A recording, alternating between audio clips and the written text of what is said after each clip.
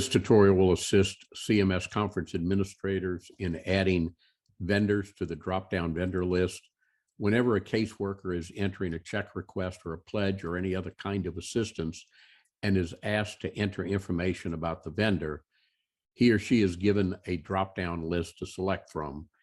If a vendor is not on that drop-down list, a new vendor is entered by the caseworker. The CMS administrator can check from time to time to see a list of new vendors and existing vendors and decide what vendors should be on the drop-down list. For the existing vendors, the CMS administrator can delete vendors, and for new vendors, they can be added to the drop-down list. To do this, you first go to your home page, and under Task pane, go to My Conference. There's a tab across the top that says New Vendors. There's another tab that says Vendors, which are all of the existing vendors. These are the ones that are actually in the drop-down. If you select, for example, housing, only the housing-related vendors will show up, the apartment complexes. If you select utilities, only the utility vendors will show up. You have the ability at any time, if an address changes or if you need to in any way modify or delete an existing vendor that's in the dropdown, all you have to do is go to the vendor tab and select the particular vendor. You can delete it or you can change it in any way and save it. So let's go to the new vendor tab.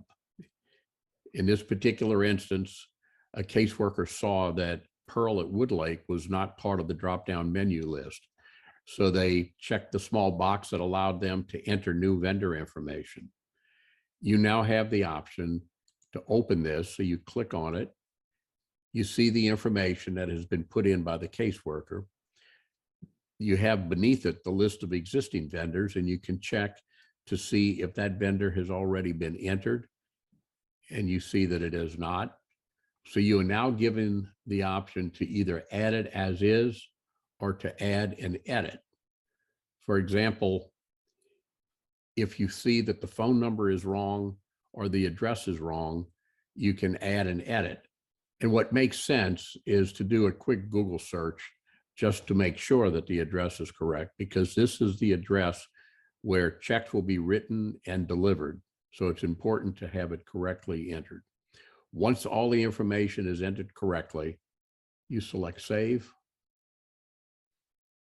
Now, when you go back to your new vendor list, they are no longer on the new vendor list.